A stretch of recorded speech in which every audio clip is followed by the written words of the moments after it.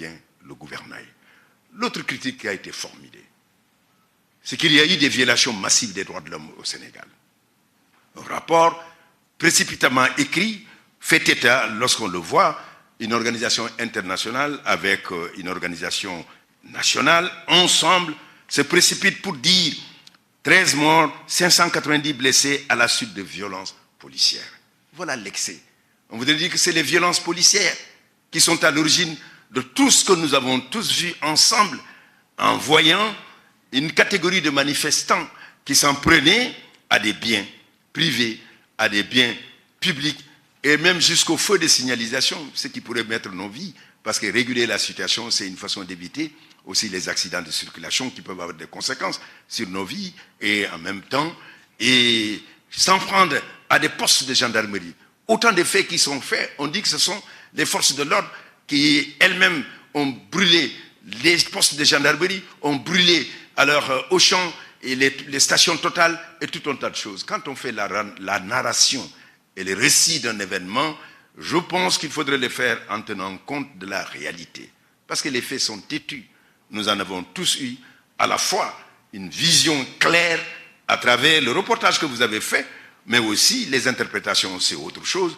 Mais on ne peut pas soutenir que ce sont les forces de l'ordre qui sont à l'origine de toutes ces violences. Vous les avez entendus, et j'ai souvent entendu, que les forces de l'ordre sont en train de reculer, qu'elles sont même en train de fuir. Mais c'est parce que tout simplement, ce qui s'est passé, si ce n'était pas dans une démocratie, ce ne serait pas possible. Le Sénégal est un État démocratique. Dans un État de dictature, ça ne pourrait jamais se passer. Mais c'est parce que tout simplement, les instructions données par le président de la République, Macky Sall, c'est qu'il ne faudrait pas tirer sur les manifestants. Et cela n'a pas été fait. Ailleurs, on peut immédiatement, on se dit qu'on peut s'en prendre immédiatement aux manifestants en tirant, surtout que les armes sont là, ils sont à leur disposition.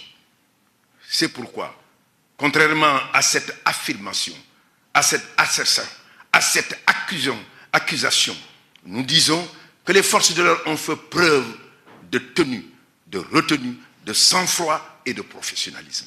N'eût été cela, nous aurions eu un bain de sang. Je pense qu'il faut leur reconnaître cela. Et que l'excès dans le jugement qui est fait à travers donc, cette accusation me paraît être quelque chose que l'on peut balayer et mettre complètement de côté. Des violations des droits de l'homme, on nous dit qu'il y a eu des tortures, des actes de torture, et que ces actes, et de même que, comme on l'a dit, que l'utilisation et l'usage de la force a été disproportionné, il faudrait dire que tout cela procède de l'exagération. Quand on parle de violations massives, quand on parle d'actes de torture, c'est parce qu'on parle d'un système.